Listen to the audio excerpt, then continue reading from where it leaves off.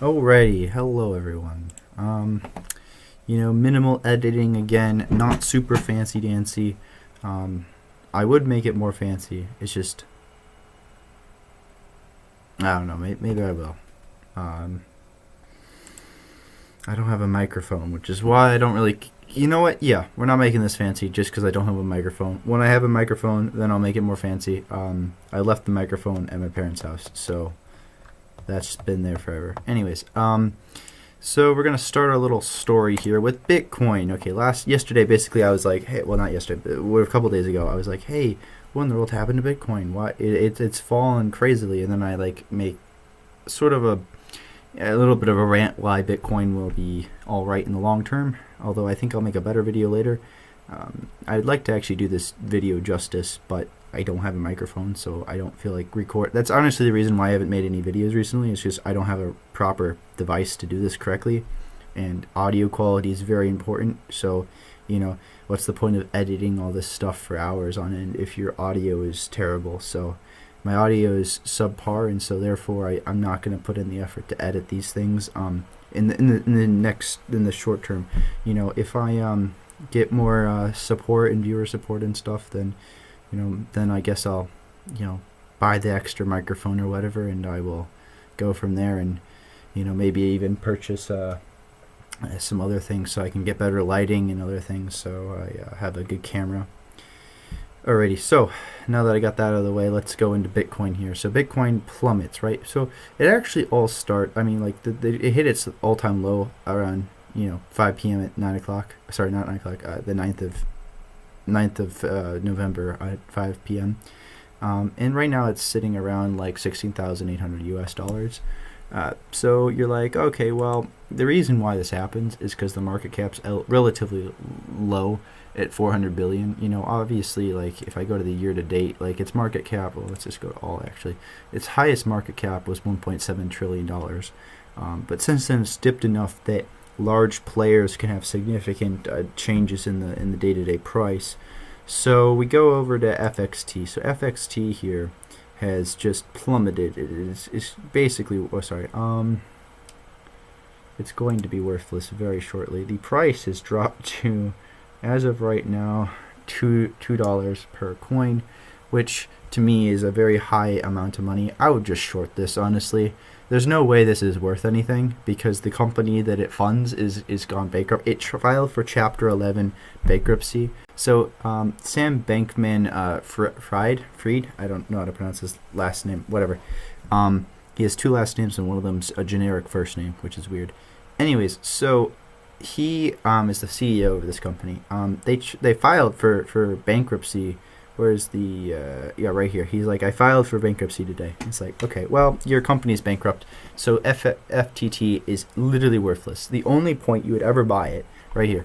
So this is basically, right here, you can see the FTX token, FTT, is the backbone of the FTX ecosystem, right? So basically this company, it gets capital by having you stake money, all right? This is the staking money is just a Ponzi scheme, basically. I think of myself as like a fairly cynical person, and that was so much more cynical than how I would have described farming. Like you're just like, well, I'm in the Ponzi business, and it's pretty good. Did any of this require any sort of like economic case? It's just like other people put money in the box, and so I'm going to too, and then it's more valuable, so I'm going to put more money in. And at no point in the cycle did it seem to like describe any sort of like economic. And these are like real monetizable stuff in some senses, and at some point, like if the world never decides that we were wrong about this in like a coordinated way, right? Like you're the guy calling bullshit saying, no, this thing's actually worthless. But in what sense are you right? You could see something get market cap in the way that, I don't know, Dogecoin or Shibcoin have, right? Where people just kind of like, haha, and then they buy it. And if you're like, that's dumb, it has no cash flow, I'm going to short sell it, you lose all your... Alameda research goes ahead and they're like, hey, the document was leaked. And the document shows that they had $14 billion of assets. And then out of these assets that were shown, it turns out that like, after you deduct the massive loans they have, like $7 billion worth of loans, they've got almost $8 billion of supposed assets. But it turns out the largest amount of these assets are in this big group of FTT tokens. FTT, which is created by their sister company. And it's like, oh, wait, so your sister company created money out of thin air and then gave it to you, and you're calling this collateral. This is not good. I say this like literally, the website even puts it in quotation. So you have unlocked FTT. So that means it's unstaked. It's not earning any interest, which is this weird profit sharing mechanism basically.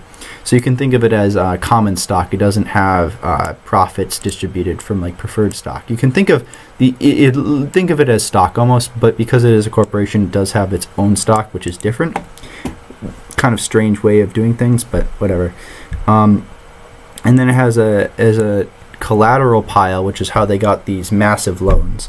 And then it has a lot of money in nearly $1 billion of Solana. And so this information comes out, right? And you're like, oh, this is interesting. Basically all their money is in FTT, which is just highly liquid. And so Binance goes ahead. So this is the CEO of Binance, and he tweets on November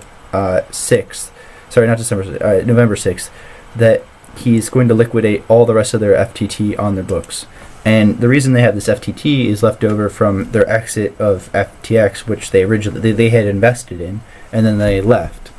And so they had a bunch of FTT on their books, and they realized, oh wait, these guys have a bunch of. It's difficult to tell, but it seems to me that he probably wanted to dump this, one, because he was worried it was going to become worthless, and two, he knew if he did, it would devastate Alameda Research, and he figured that he could probably acquire FTX at a very low price if he did this, because he knew FTX also had was primarily financed with this as well. So he probably figured, hey, I can go ahead and acquire these guys for a very low price, and I'll be the king of crypto at this point. You get like $6 billion worth of withdrawals in 72 hours.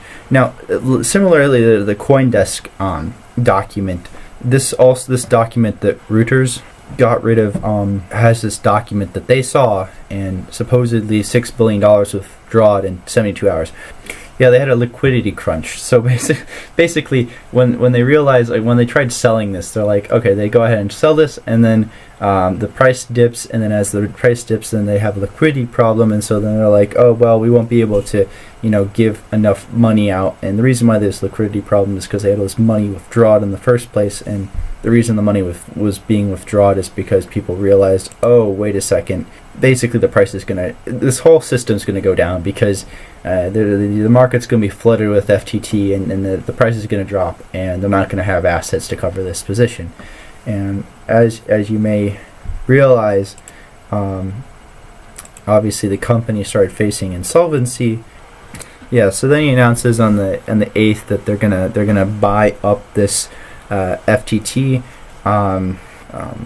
Because they realized, because there's these reports come out that like, hey, there's actually a lot of mismanagement, that they've probably gone ahead and yeah. So as a result of corporate due diligence, as well as the latest news reports regarding mishandling of customer funds and alleged U.S. agency investigations. So basically the SEC. Was looking into this. They're like, this looks a little suspicious here, and this basically made them like, yeah, we're just not going to pursue any acquisition of them. So the potential buyout, which may have saved his fortune, never happened, and so they had to eventually file for bankruptcy. And during this whole time, it caused massive panics. And mind you, FTX was one of the biggest exchanges. It's equivalent to like a Coinbase going down, or I guess BlockFi went down as well. So, when one of the biggest exchanges goes down, then of course the price of Bitcoin is going to plummet, because, well, everyone's sort of scared because they're like, oh well, all these things are falling and collapsing, and so they start taking their money out. I think it will recover soon because nothing fundamental happened to Bitcoin. And in the subreddit right now, it was like, all right, we are not in this together. You have all these guys here, and they're like throwing FTX at them. It's like, yeah, take this altcoins. You think that we're just gonna let you basically the Bitcoiners here, and myself included, just look at this low prices like, wow, I can finally buy now. Like, this is great. Time to buy, guys. If there's ever a place I could be that I'm not going to get in trouble, it's going to be at FTX. Oh, it's beautiful. Oh, that's good. I good. Gotta love that one. All right, FTX dumping on other people's Bitcoin. I'm seeing from tweets. FTX had 1.4 billion in Bitcoin liability and 0 coin assets. Oh, they sold 1.4 billion dollars of other people's Bitcoin to cover their losses. That would explain why there is a little bit of a dip in Bitcoin right now. They sold 1.4 billion dollars worth of this stuff. Our daily moving volumes. Oh, 52 billion. So that shouldn't cause that big of a crash. Oh no, the trading volumes seem to be about this. Yeah, a lot of people started moving. Yeah, you dump all this crypto and that just causes a cascade downwards. So yeah, FTX has gone belly up along with Alameda research, and as a result, all these different coins have absolutely crashed, and this has caused other people to get scared.